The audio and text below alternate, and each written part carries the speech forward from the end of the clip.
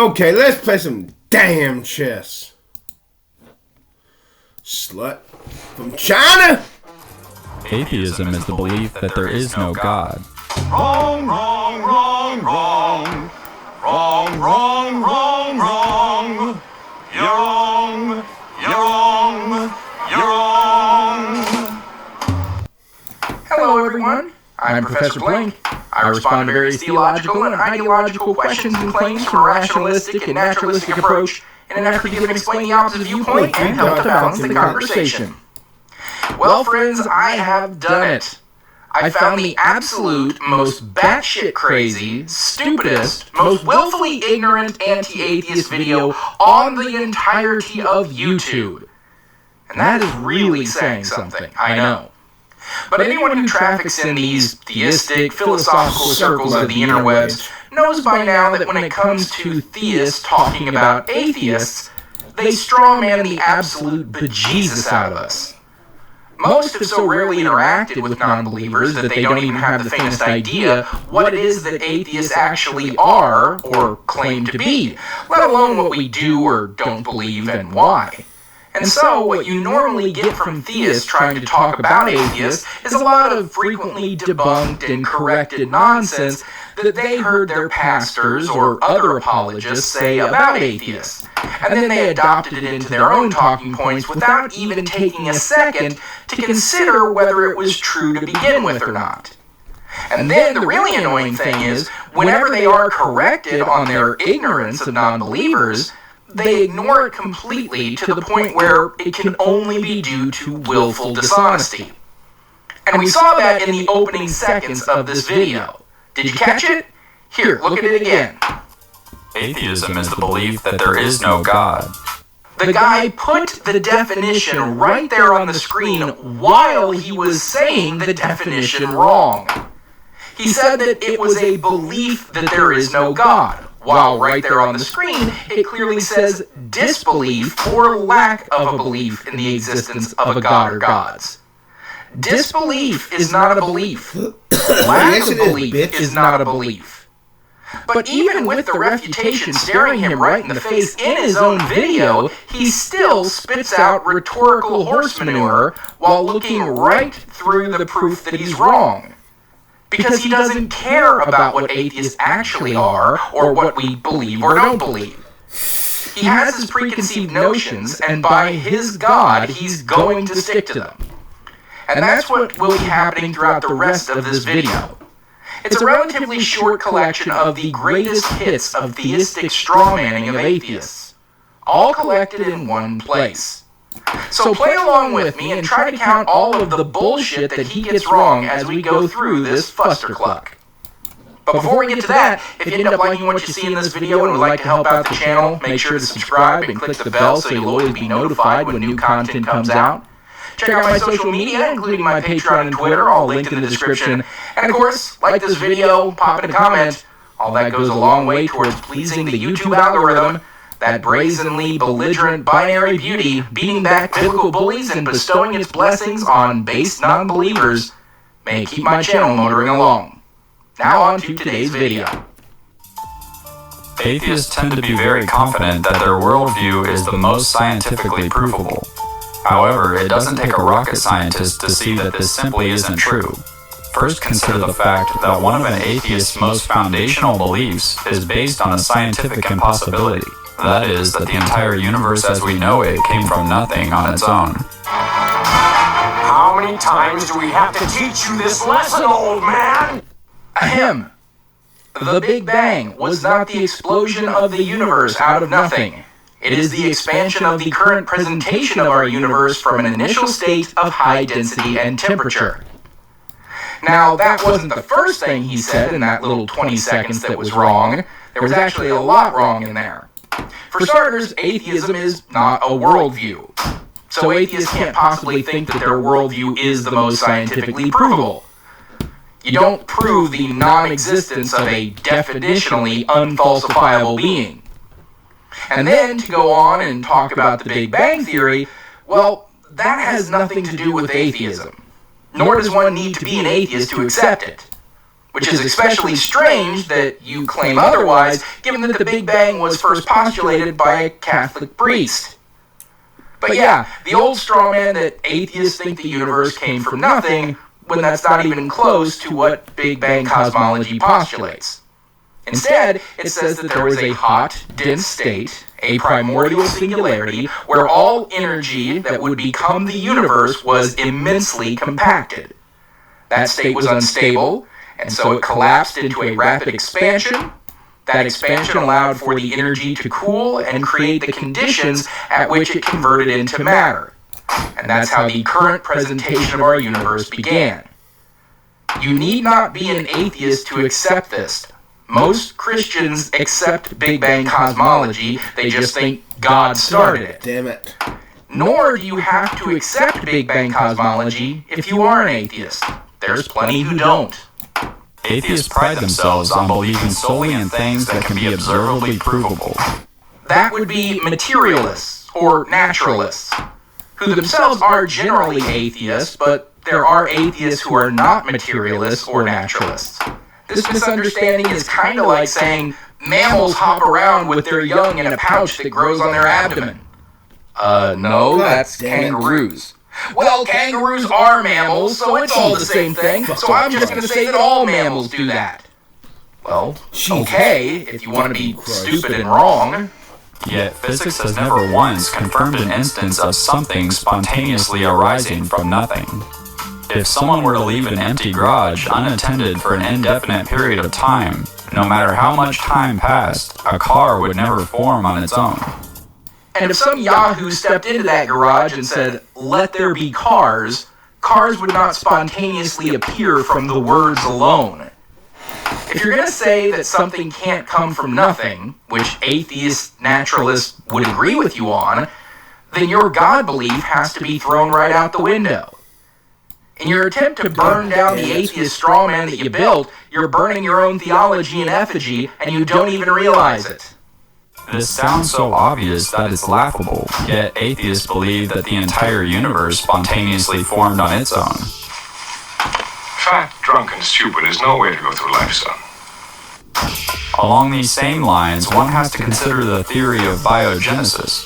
According to biogenesis, life can only come from pre-existing life. Life cannot come from non-living material. But not only do atheists believe that something came from nothing when the universe was born, but that at some point in time, life would have had to have come from non-life. Biogenesis does not deal with origin of life, but only with how life now, today, as we understand in modern contexts, propagates. But even biologists who utilize the idea of biogenesis understand its limitations. Limitations that you conveniently left out of your video. The biogenesis law states unequivocally that life creates life, and life can only come from pre-existing life or other living things, and not from non-life. This is closely linked to the theory of evolution. However, it does not explicitly address the question of the origin of life or how life began. Rather, it focuses on the continuation and propagation of life once it has emerged. The very primitive life on Earth was not as structurally complex as modern life is.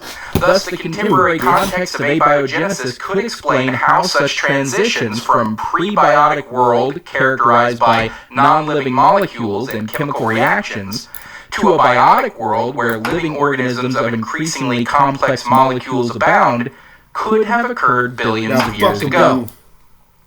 Basically, the life that exists on this planet now is far too complex to come about by abiogenesis, and can only come from biogenesis. Nobody's disagreeing with that.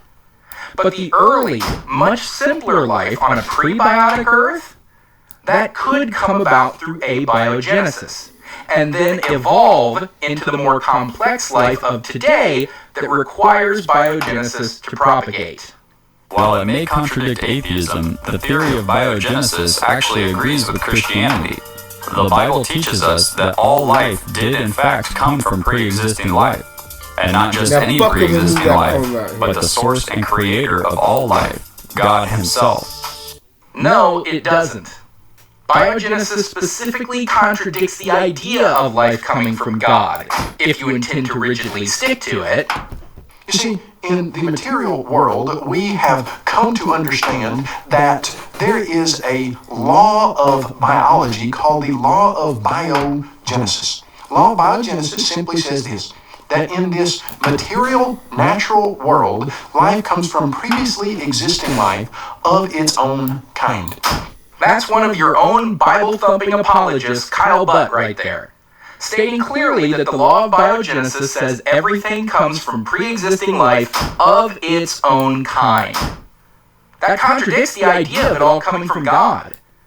I mean, even if you wanted to say, okay, yeah, but God made man in his own image, so technically we're God kind. Well, what about all the other life that God supposedly created?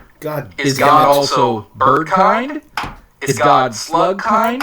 Is God virus kind? Is God poison ivy kind? Oh, that's right. This is where special pleading comes in.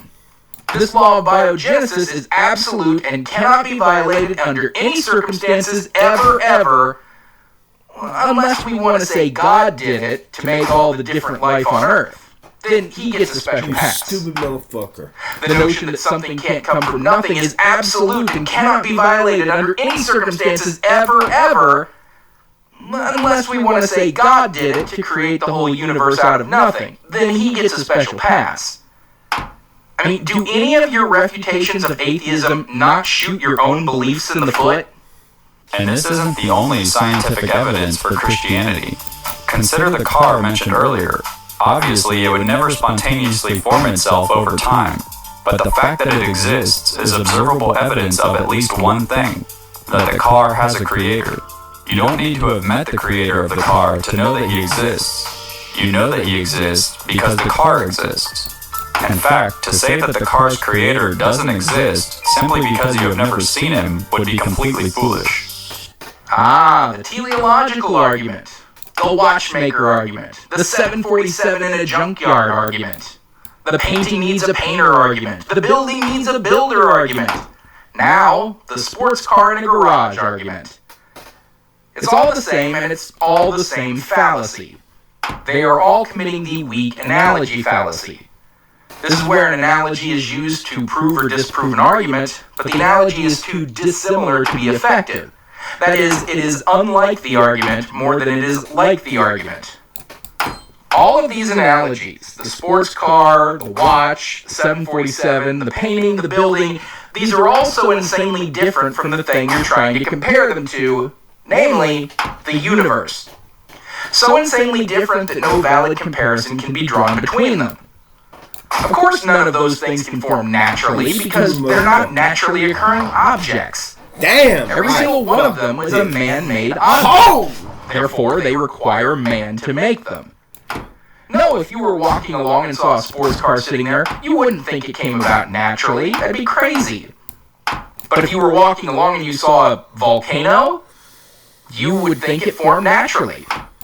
Even a person who believes in God, if they had a rudimentary understanding of geology or volcanology, would accept that the volcano formed naturally because we understand the natural forces at play that can create such a structure. You stupid motherfucker. You can't argue that something natural, like the universe, had to have a designer by comparing it to something man-made and saying that they're both basically the same thing.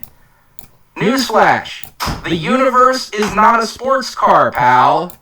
Romans 1:19 and 20 says, "For what can be known about God is plain to them, because God has shown it to them. For his invisible attributes, namely his eternal power and divine nature, have been clearly perceived ever since the creation of the world and the things that have been made, so they are without excuse." Stupid fucker. Having said all this, as much as a Christian and an atheist could debate science, and as useful and beneficial as science can be, science itself isn't enough to provide full definitive proof of the origins of the universe. This is simply because none of us were there to observe and test whether or not there was a Big Bang or a big God who created everything. God. This is a very common misconception and misunderstanding of the scientific method that scientific illiterates who hide behind theology constantly fall afoul of. And to be clear, I'm not saying that all theists are scientific illiterates. There are plenty of believers who fully understand and engage in rigorous scientific exploration and are as smart as they come. But when willfully ignorant theists like this attempt to talk science, this is something they frequently get wrong. The idea that if you cannot directly observe an event as it's happening, then it cannot be a part of science. I mean, after all, isn't the core of the scientific method scientific observation, measurement, and experiment? How can you possibly observe, measure, or experiment on something that happened supposedly billions of years ago before any humans were around to do so, huh? Huh? Science does not require direct observation of an event to test it via the scientific method. One can observe, measure, and experiment on the after effects of an event in order to deduce what occurred. Or do you think forensic science isn't real, actual science? Sorry, you can't scientifically tell us who committed the murder since you weren't there to see it. Yo, looks like we found semen and fecal matter in the victim's ear canal. Well, I don't care if a DNA test confirms that it's the suspect's semen and fecal matter, or other DNA from under the victim's fingernails that's confirmed to have been scratched off right at the time of death, and all the rest of the mountains of evidence that the forensic team uncovered. It isn't scientific if you didn't see it with your own eyes. Yeah, that's stupid. You can observe what occurred and then trace it back. Like, say, the movements of all the celestial bodies. Everything in the universe is moving away from everything else in the universe. And tracing everything's trajectory backwards indicates that everything in the universe used to be much closer together. Trace it back far enough, and everything originated from the same starting point. That's one way that we can observe the after effects of the Big Bang. Also, observing the afterglow of the event, called the cosmic microwave background radiation, which is a uniform background radiation permeating the universe, essentially a snapshot of the universe when it was very young, allowing scientists to study the conditions shortly after the Big Bang occurred. This is the most significant piece of evidence supporting the Big Bang theory. These are just two examples of using what is currently observable after effects of the Big Bang in order to scientifically study it through the scientific method. So ultimately, both beliefs have to rely on faith. However, Christianity is not a blind faith. The Bible itself, especially the Gospels and Epistles, is written eyewitness testimony to actual historical events. The Bible is not eyewitness accounts of actual historical events. None of the New Testament was even written during Jesus' supposed lifetime, nor any of it written by the people the books are named after. You mentioned specifically the Gospels and the Epistles. Well, the four Gospels were written over a period of almost a century after Jesus' death. Mark was written around 70 CE. Matthew written around 85, Luke written between 85 and 95, and John written between 90 and 100 CE. The Gospels were written in Greek and are part of the New Testament. Most scholars agree that the Gospels were written anonymously and that none were written by eyewitnesses. Then the Epistles? Well, the Epistles in the New Testament were written between the 1st century and early 2nd century CE. Also, after Jesus had already died. The exact dates of the epistles vary by author and title. Jude, written in the mid-60s, Hebrews, written between 60 and 70, 1 John, written between 85 and 95, 2 John, also between 85 and 95, 1 Timothy and 2 Timothy, written around 62 to 65, Titus, written around 66, 67, Romans, written in AD 57 by the Apostle Paul, and Ephesians, written around AD 62, also written by Paul. So you don't have eyewitness accounts. You don't even have proper hearsay accounts because the authors are anonymous and we can't even get a decent idea about whether or not they are relating actual accounts from supposed eyewitnesses, Or if whoever was writing the books just made things up out of whole cloth. What you have is the very definition of blind faith. You have nothing substantive to fall back on when it comes to any kind of historical accounts. Just the blind belief that it's all accurate when all evidence points against that. I mean, if it can't even be accurate in the authorship, the very first thing in each book, how can we trust any of it if not through blind faith? Meanwhile, atheistic naturalism and the Big Bang has mountains of empirical evidence collected through valid, repeatable, and observable scientific research. There's no faith involved there. That's confidence in the preponderance of evidence. And not only that, but we also have our conscience. Romans 2:15 says that the law is written on our hearts, and that our conscience also bears witness.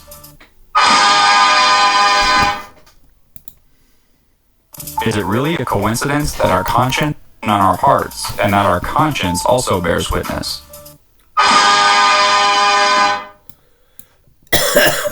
Is it really a coincidence?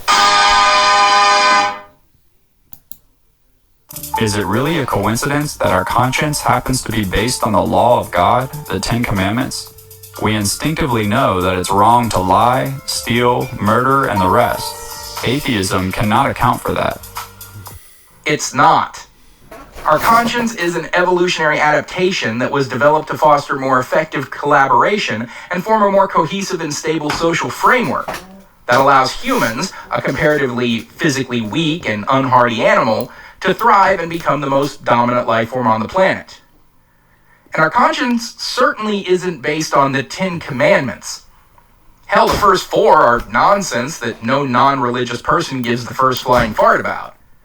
Thou shalt have no other gods before me. Thou shalt not make unto thee any graven images. Thou shalt not take the name of the Lord thy God in vain. And remember the Sabbath and keep it holy. You realize that only members of Abrahamic religions even give a moment's thought to any of those.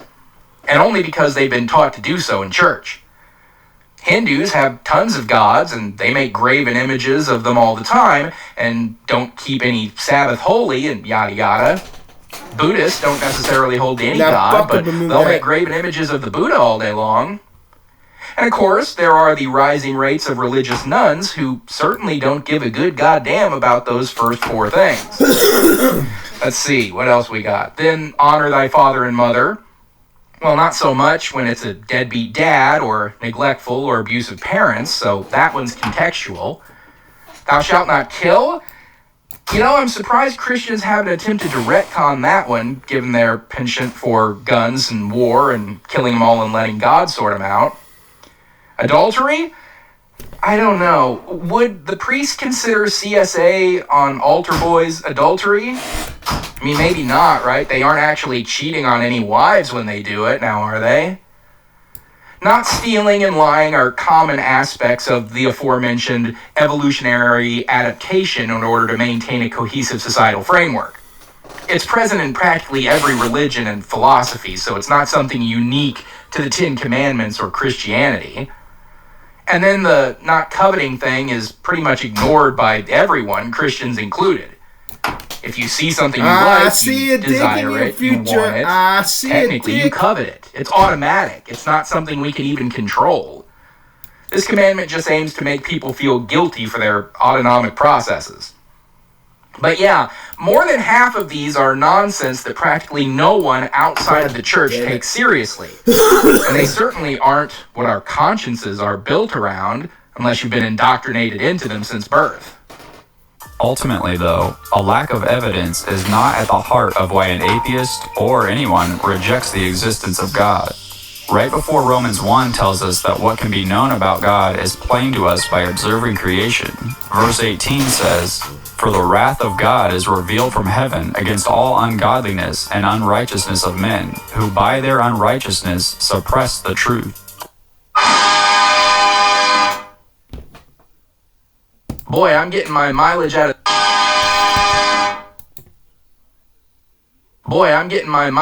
this meme today, aren't I?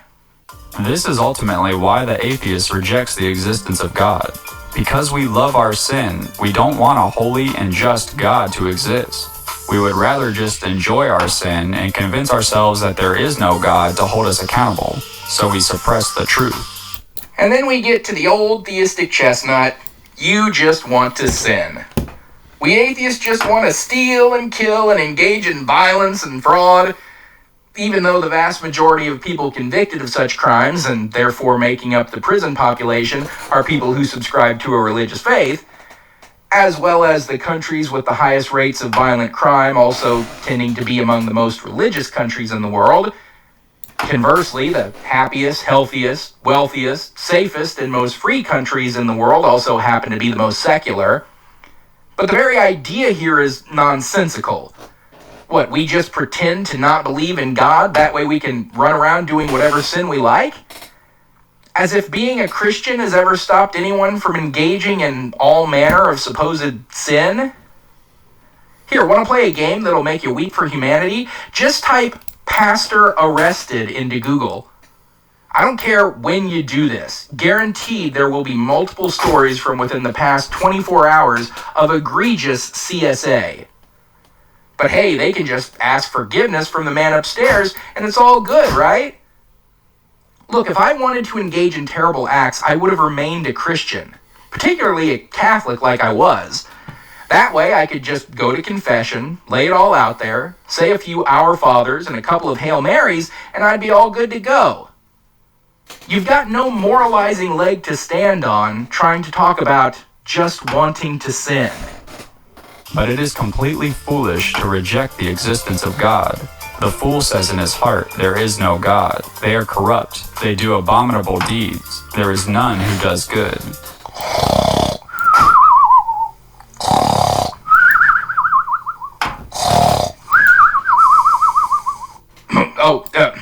Sorry, where was it? Oh, yeah.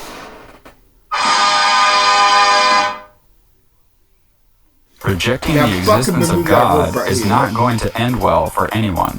God is perfectly just, and therefore he will not let any sin go unpunished. But God is also full of love, and he has shown us his love by sending his one and only Son, Jesus, who is fully God and fully man. And Jesus lived the perfect, righteous, and sinless life that we all fail to. Then he voluntarily took the punishment we deserve for our sin and died on the cross in our place. None of that makes any sense. God is perfectly just, but he's going to allow everyone's punishment to fall onto someone else? Like, you know that isn't just, right? You know someone else can't take the punishment for someone else's crime. Look, if you murder someone and you get caught, tried, and convicted, sentenced to life in prison for your crime, your mom can't take that punishment for you. Like, you get that, right? That's not justice. Even if the person in question wanted to do it, wanted to take the punishment for someone else, even if Jesus wanted to take everyone's punishment, that would not be justice. It would be a gross miscarriage of justice to enact the punishment for the guilty onto the innocent. Then it further doesn't make sense because there was no real punishment enacted for Jesus. What, he got crucified? Well, that wasn't for everyone else's sins. That was specifically for what he did. He was tried and punished for his heresy. He was found guilty by the criminal justice system of his day. And whether he was the actual son of a supposed god or just a normal guy who was a heretical faith leader, his fate would have been exactly the same. So that couldn't have been what he did in order to take the punishment of all mankind. So the only other thing was the day and a half that he supposedly spent in hell. Well, what does that even matter? A day and a half? There are supposedly millions of people who were devout Muslims, Jews, Hindus, Buddhists, Zoroastrians, Sikhs, Taoists, Shintoists, and every other religion that isn't Christianity who are currently burning in hell for all eternity for the egregious offense of being born into the wrong religion. They'd give anything for it to have only been a measly day and a half. And then, that also underlines the part of the whole story that makes the least sense of all. The idea that we all so richly deserve eternal hellfire. And not for anything that we did that was bad, or any actions that were harmful, or anything that actually matters.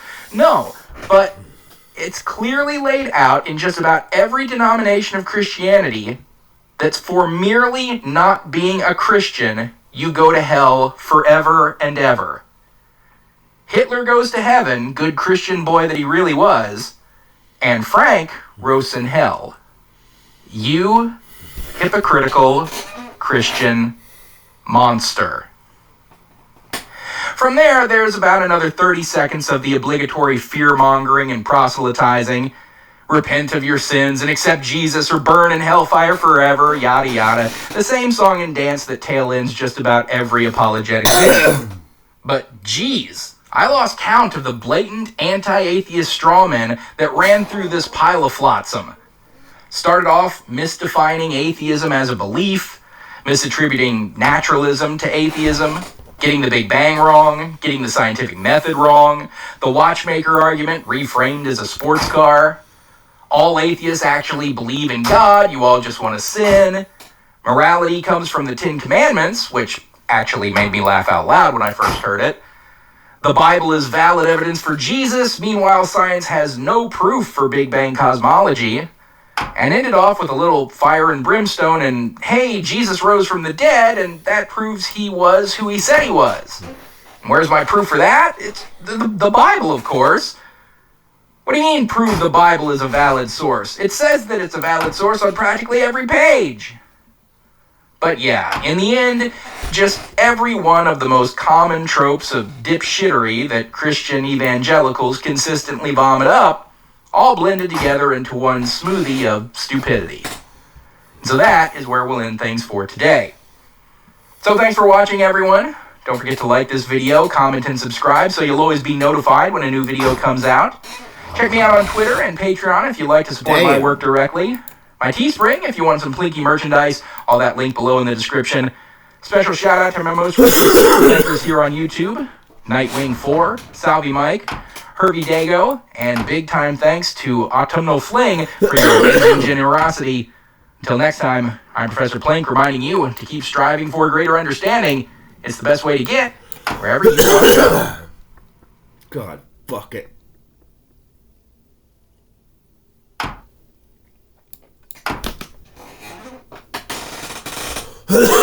God damn it.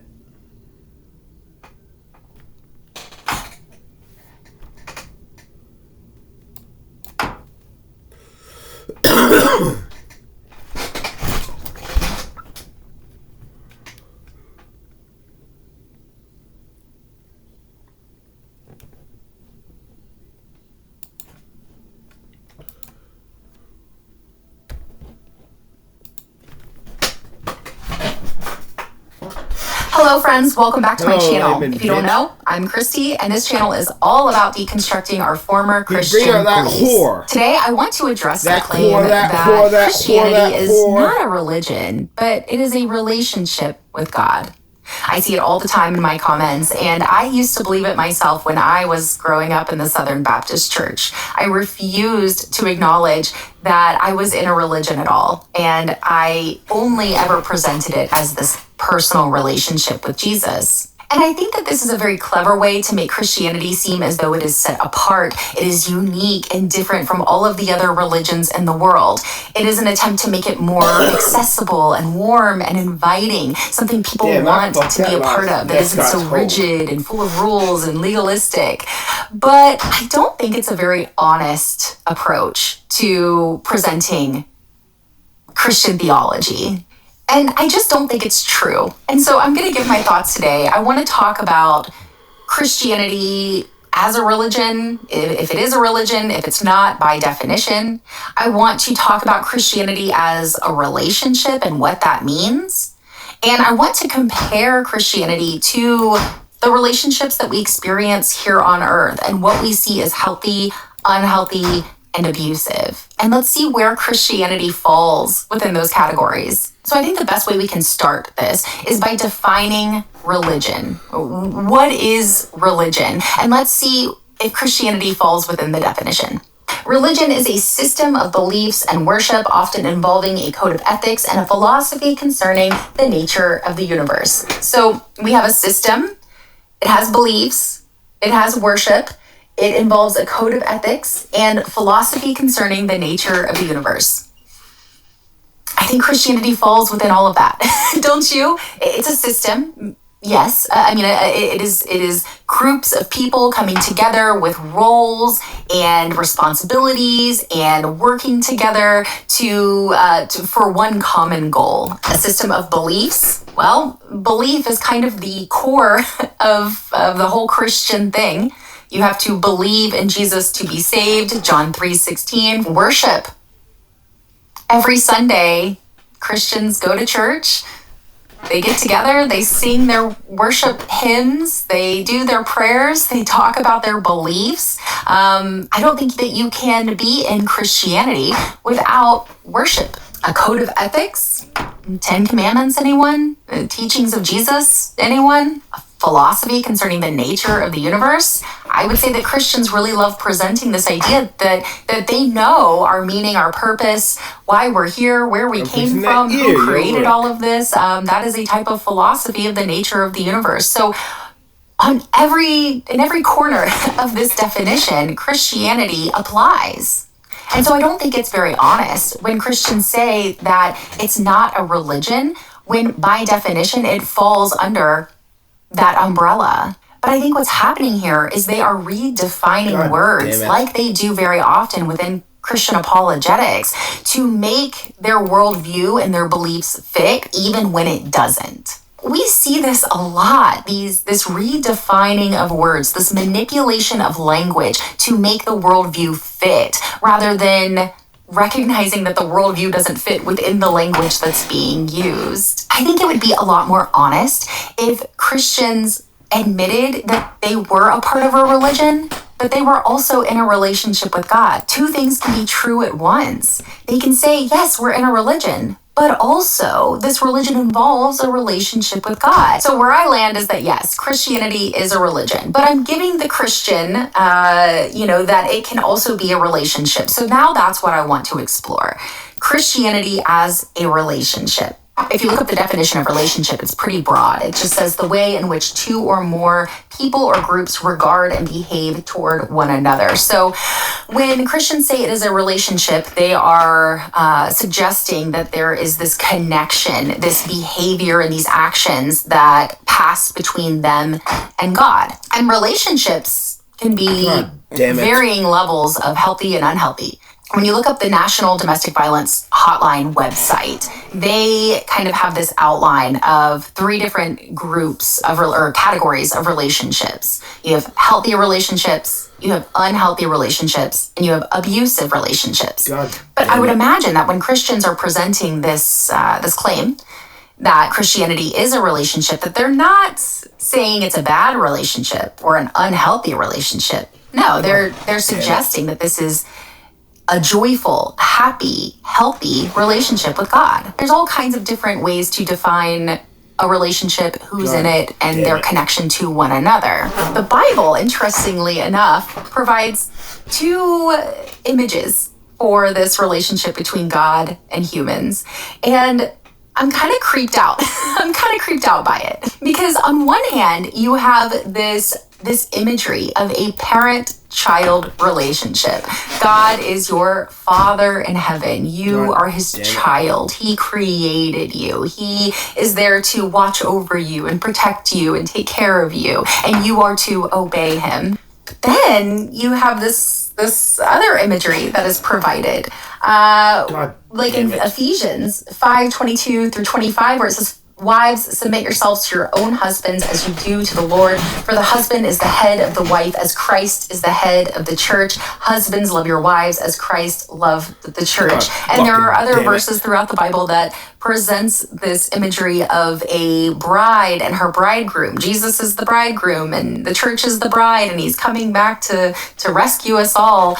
And though different denominations will present the Trinity or the concept of God, Jesus, sometimes the Holy Spirit. They'll present them different ways. But, within this kind of evangelical fundamentalist bubble, usually there is the Trinity, but they are three persons in one, right? So you have God the Father, God, Jesus, the Son, and then you have the Holy Spirit. And though there are three distinct kind of manifestations of God, they're all one God, because Christianity is a self-proclaimed monotheistic religion. There is one God, and he is both your father and your husband.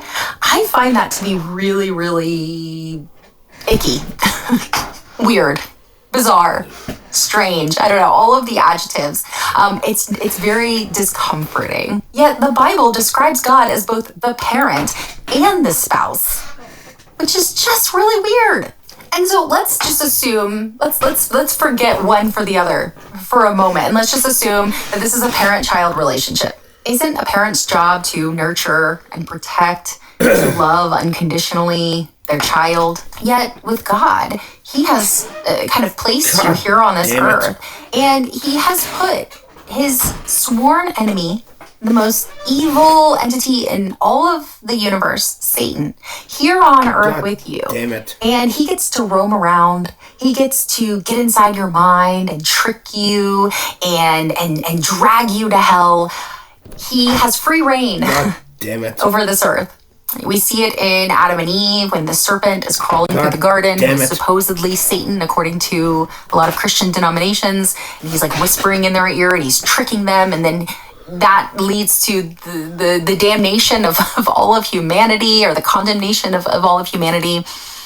And then you see in Job when God gives Satan permission to absolutely destroy Job's life and take everything he loves away from him, causing just an intense amount of suffering in Job's life. And God gives Satan permission to do that. Imagine for a moment, if we're using this imagery of a parent and a child relationship, that your parent goes out into the world and meets the town creep, brings him back over, gives him free reign around the house, lets him hang out with you, leaves you guys alone together, lets him do whatever he wants, gives him permission to treat you however he wants to treat you. And then if you are treated in such a way, and if you are deceived, or you are convinced to do something wrong while you're alone with the town creep, the parent comes home and blames you for it, and you get in trouble for it.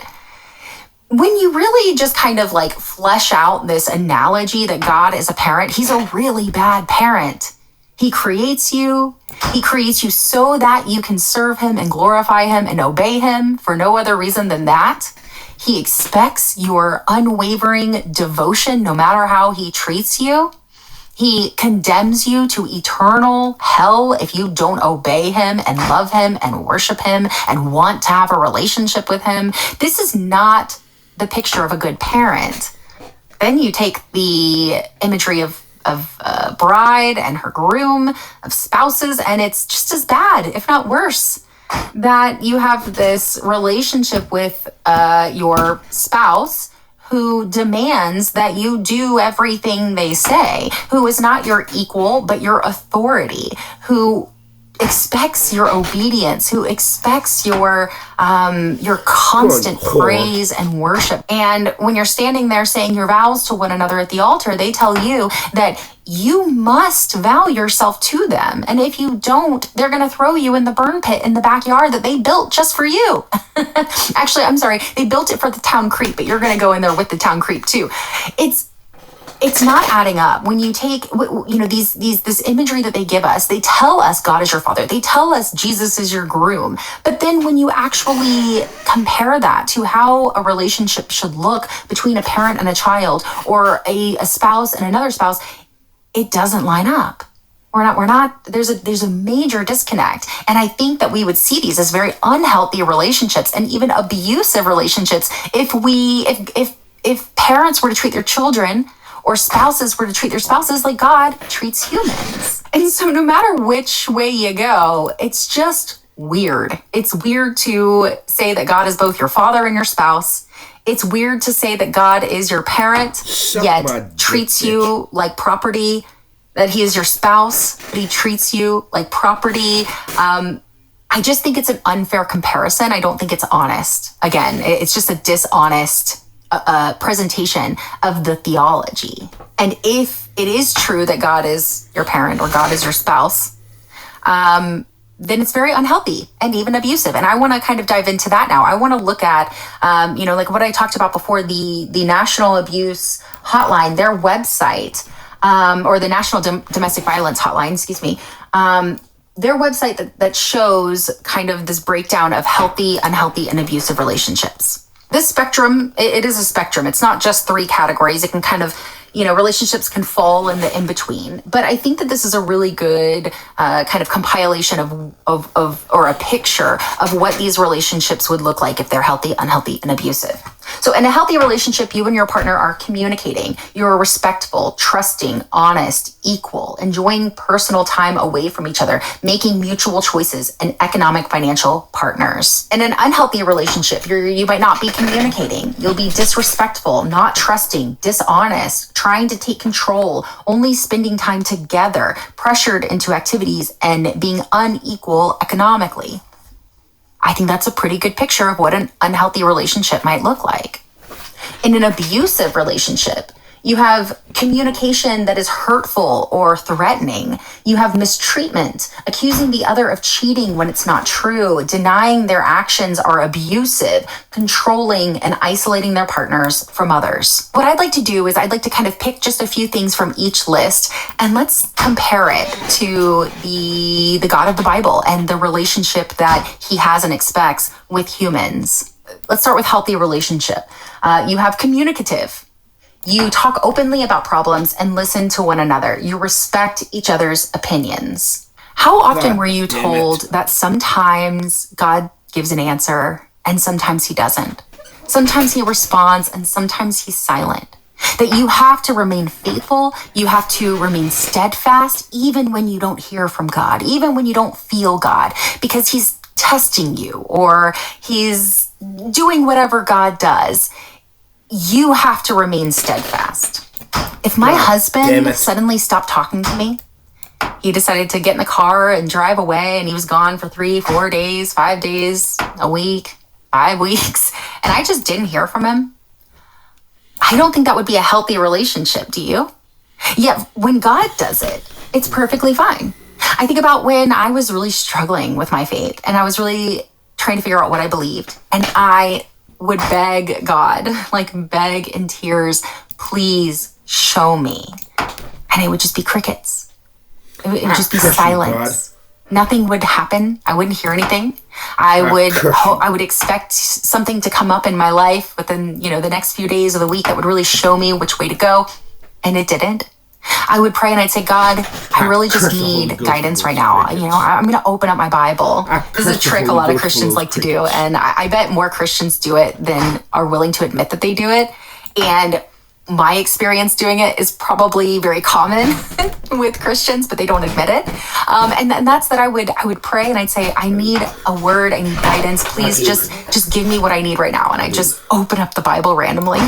And it would take me to somebody begat somebody, or Ezekiel 23:20, there she lusted after her lovers. It was always something just that didn't apply whatsoever.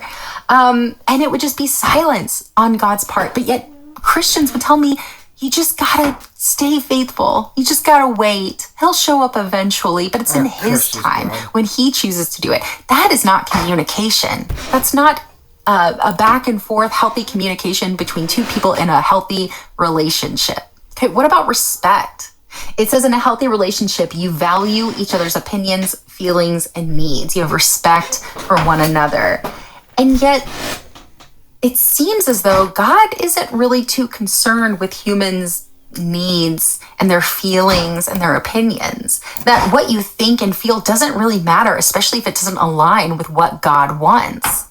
I mean, how often have we as ex-Christians, claimed that we just really don't like the way God treats people. We don't like the rules. It doesn't feel good. It doesn't feel right to us. And they say, it doesn't matter how you feel. It doesn't matter what you think. It's what God thinks. It's what he wants. That's what you have to care about. your feelings don't matter at all. In Romans 9, it says, "But who are you, a human being, to talk back to God? Shall what is formed say to the one who formed it, why did you make me like this?" You can't talk back. You can't disagree. How you feel about something is completely irrelevant and unimportant when it comes to what God feels, what God desires, and what God wants. That's not equal respect. That's not a consideration of feelings, thoughts, and opinions. If I get to a point where I say, I really don't want to worship God, I don't think he's very nice. I don't think he's a very good God. I don't think he treated human beings very well.